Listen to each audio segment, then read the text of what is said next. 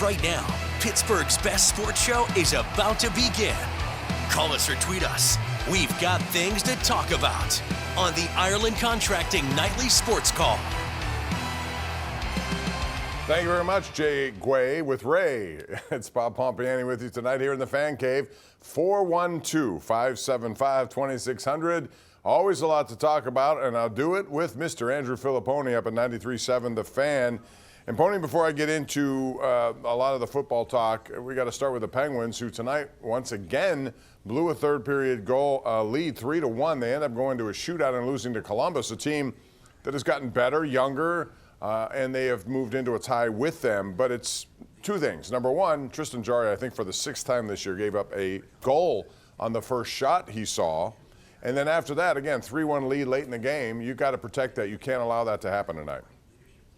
No, I thought their penalty kill was actually terrible. Usually your best penalty killer is your goalie, but I actually thought the kill unit itself hung him out to dry on both goals, Bob. I mean, it's just this team does not really know how to finish games, and it happens all the time to them. It's so frustrating that one thing happens and it snowballs on them. They give up that goal, and then it was like the ice got tilted a little bit. A bad penalty call, I thought, on Lazat, but still, you've got to be able to kill that off. And then, you know, other than Rust's opportunity at the very end of the 3-on-3 overtime, they're just so bad in that 3-on-3 setting where they never get really any good looks. They just pass the puck around, or they're, you know, careless with it. And then Jarry, just for whatever reason, Bob, is just not a guy. Well, I know why he's not, because he's not an upper echelon goalie, but he really struggles in the shootout, and he lost it again tonight. So yep. They had won 15 in a row against Columbus at home, and that was snapped tonight with this loss. Just a tough one, given the fact that they're fighting for points, and they've gotten them in 3 straight games, but 3 points in 3 games as opposed to possibly 6. To show you a little of those highlights in case you missed it, and tonight the Penguins actually fell behind. In fact, they had a terrible first period where they had just 3 shots on goal, I think maybe 4, 2 in the first 11 minutes. And that was pretty much it. And Columbus got the first goal of this game. And they have some good young players.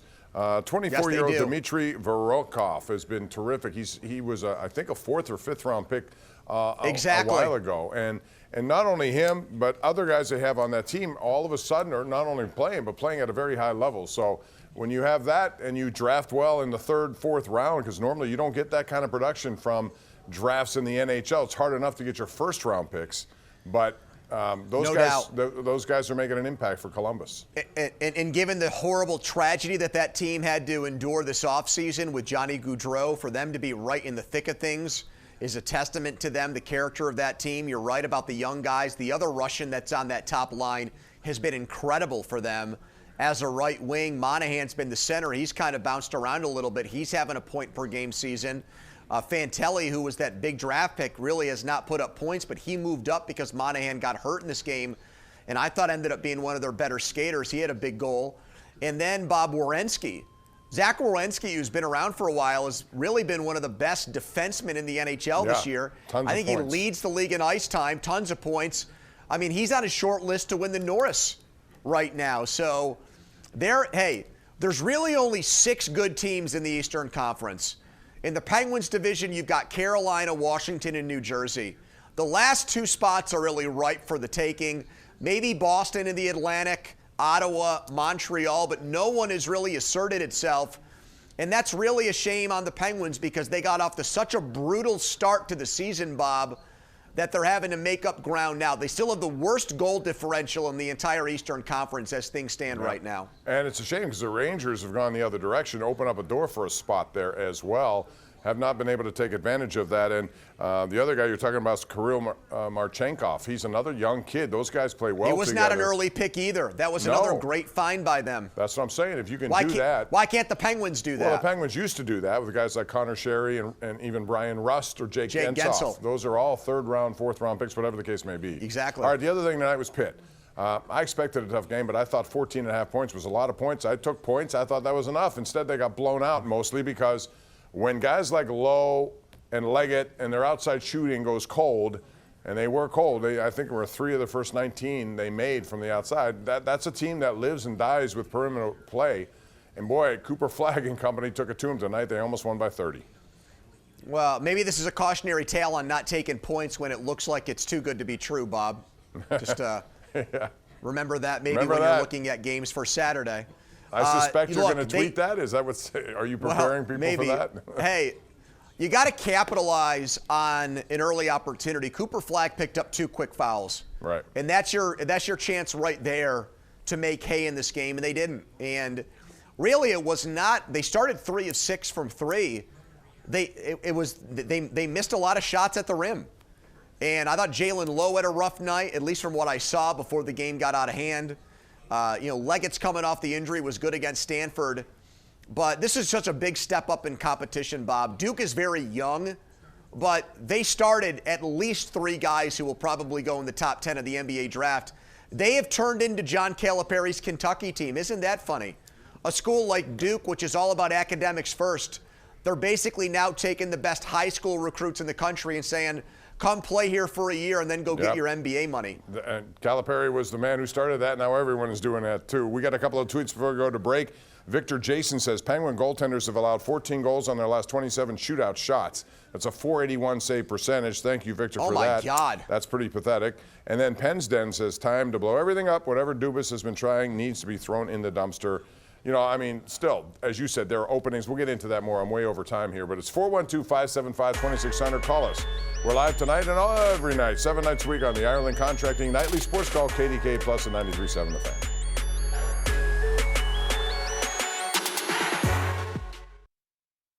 Our GMC Sierra tweet of the night comes from Jen Bolano, Penguins PR, king of the dot, and that's what it is. 15,183 career faceoff wins for Sidney Crosby, most ever in NHL history since the NHL started tracking that. It's amazing. He does everything. He's one of those guys who's a complete player. If he had something to work on at a young part of his career, even now, he still works on it, stays extra to get it done. What a great example. And a captain who's done everything that you could possibly ask from a captain, Andrew. It's been amazing watching him and all the little things that he does. And he's as gracious as can be before, during, and after games. Yeah, I think one thing we didn't touch on, Bob, is that Malkin did not play tonight. And it ended a streak of something like 208 games where both Malkin and Sid had been in the lineup together. And again, the horrible part of that is they've had this great run of health, and they haven't been able to do anything with it, with them missing the playoffs the last 2 years. Mike Sullivan was very evasive after the game. I know it's hockey, and guys don't like to comment on injuries, but just listening to him, he sounded like a guy, this is just me, he sounded like a guy that was holding back a more serious injury diagnosis. He did not sound like a guy that was, basically saying it was a precautionary thing. So I hope I'm wrong about that, but the Penguins have been very fortunate that Malkin and Crosby have been out there so often together the last 2 years, but they've got nothing to show for it. Yeah, he got rammed the other day into the goalpost, and that was something I thought might come back. I'm not sure what the injury is. Anyway, we got a lot of calls. Let's get right to them at 412-575-2600, beginning with Dan in Moon Township on line 3. Hello, Dan. What's up? Hi, Bob. Hi, Pony. Thanks for taking my call. I'm just curious about something with the college playoffs. I graduated from Penn State way back in the day, 1971, and one of the things we always look forward to is the bowls, and the Better Bowls or the Peach Bowl, the Sugar Bowl, the Cotton Bowl, and so forth, the Rose Bowl. Those all meant money for the university. Now with this system, this playoff system, I'm seeing that these schools are playing 2 and 3 bowls. So how does that work? Is it still money? Is it still worth something? Yeah, it's still worth something, but they have to figure out a way to keep the bowl system alive while now implementing this 12-team playoff. And so what you have is last week you had a bunch of bowls, and I think it is a rotation, Andrew, if I'm not wrong, if I'm right about that every year they're going to switch them around. Right. So you've got the New Year's 6 bowls, which will always be a part of the playoff, and then the championship game will be at a random neutral site. But I don't think every year, for example, it's the Orange Bowl and Cotton Bowl this year. Next year, there'll be quarterfinal matchups at those bowl sites, and 2 other bowl sites will jump up and be the semifinals. But to answer his question about the money, it gets divided evenly among the conference. So the Big Ten benefits from having 2 teams that are still left and sharing that money that would go to schools for appearing in the Orange Bowl. and the Cotton Bowl. And how about that? A shout out to the 1970s Chuck Fusina over at Penn State. Bob, I don't know if you know him. He might be watching Number tonight. 14, Chuck Fusina. I remember him very well. Yep. Yeah. It's unbelievable. Some good teams, Bob. Very good teams. Unfortunately, this team's going to lose to Notre Dame. I hate to burst Penn State's bubble. Yes, they are. No, they're not. Penn State well, you wins. picked Penn State to lose to Boise State, so. I know. Well, I was wrong. I'm going to be right about this, though. Hey, watch. Don't be throwing stones in my direction, Andrew. No, I know. You could. There's a long list of my bad predictions out there. Let's go to Francis in Regis Square. What's up, Francis? Yeah. Hi. Hello. Hi. Hello. How are you guys doing? It's my first call. Appreciate it. I just really want to know why the Steelers do not have a for real fullback, blocking fullback that can lead our running backs into the offensive line, get that, what the Steelers used to have, trap going, and run the football down the field. Get the offensive line and get the fullback to go in there and do old school football running. Well, old school is not going to make it. They need to go down the field more, and the fact that they are the last ranked team in first down run efficiency this year with Arthur Smith calling the shots is really a disappointing number when you consider what they had under Matt Canada. And yet they continue to bang that drum, just go after the first, second down, run. You got to change this up. You got to do something different. And I would not be opposed to them coming out throwing the ball 5 of the first 7, 10 of the first 12. Just do something different because everyone's expecting that, Andrew. And Baltimore's really good against the run, but not just because the numbers are low, but as on a per-play basis, they've been really good against it all year. It's their pass defense that's improved by leaps and bounds after some personnel changes and basically a coordinator change there, even though that's not what they've called it. And Mike Tomlin has hinted at that at both of his press conferences the last 2 times they played Baltimore. You know, the fullback thing I used to laugh at because it really seems to be an outdated way of doing things, and I know some fans yearn for that. But really, if you look at the Ravens, the 49ers, the Chargers took a defensive tackle and turned him into a fullback.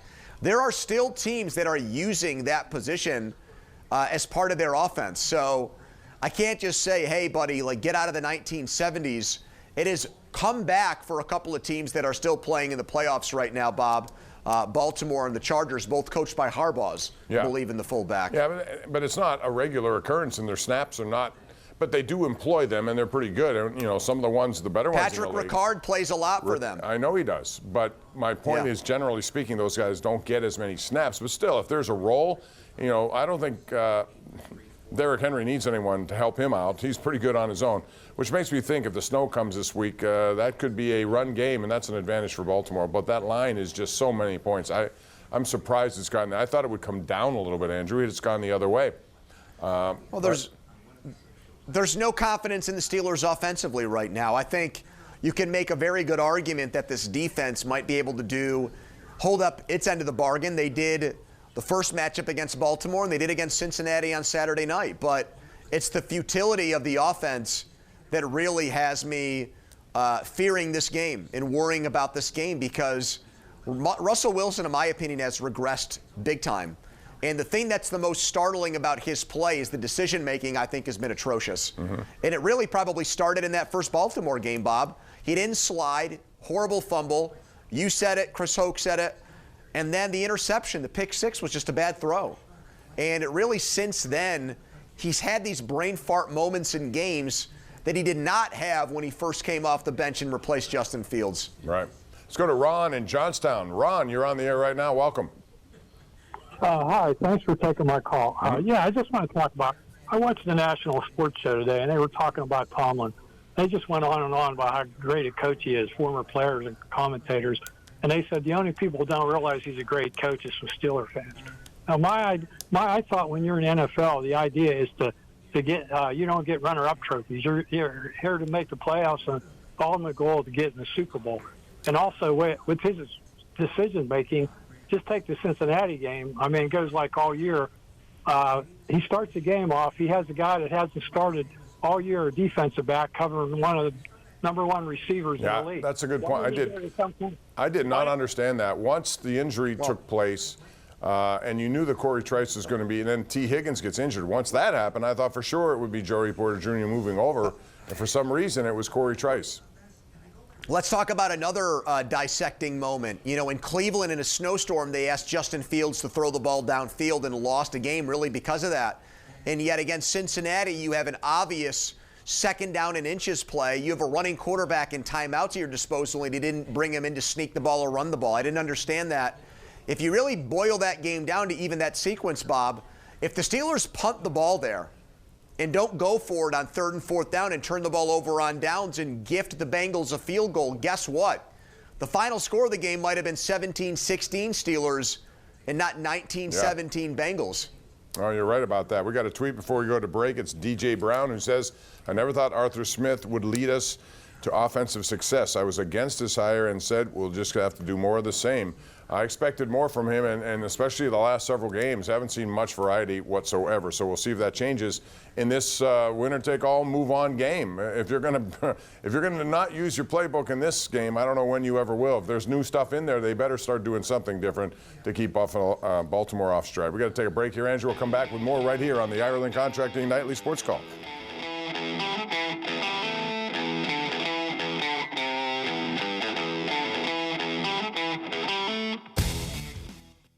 KDKA News at 11 starts in about 6 minutes from right now. Ken Rice has all the latest. Bob, tonight's suspected carbon monoxide poisoning at a local home leaves 3 people dead, 2 more in the hospital. Plus, a local senior says her apartment's been without heat for 4 days. And Ray Pelton tracking more cold temperatures ahead this week, all coming up at 11, Bob. All right, Ken, thanks very much. Appreciate that. All right, so, Andrew, I'm just going to put you on the clock here and just say you think Notre Dame will win. How about the other game? I still think Ohio State's the best of the 4 remaining. Will they win? Yeah, they will. Ohio State's offense, so much better than Texas's offense. Texas's defense is really good, but we saw the way that they kind of folded up against Arizona State in the second half of that game. So I like Ohio State and Notre Dame for all the marbles, and I'm going to take the luck of the Irish to win the whole thing. Wow. Riley Leonard. Riley and the Fighting Leonard. Irish will upset Ohio State. Well, I don't. First of all, I don't think they're going to get by Penn State. I think Penn State's running game is strong. I think they'll figure out a way to beat Notre Dame, and then we'll see after that. They do know Ohio State very well. If it comes to that, you know, I could see them being in a very interesting game. And boy, wouldn't that? Well, Go ahead. yeah, I was going to say the Jets know the Bills pretty well, and they can't beat them. So just because you know a team well doesn't mean you win. And right now, but they played them pretty close this year at times. You know, no, you're right. I just think they know them, and that is a slight advantage for them over Notre Dame. Anyway, we're out of time. Pony, thanks as always. Appreciate it. Have a good evening, and we'll do it again with you tomorrow night, same time, 10:35. Thank you for joining us on the Ireland Contracting Nightly Sports Call.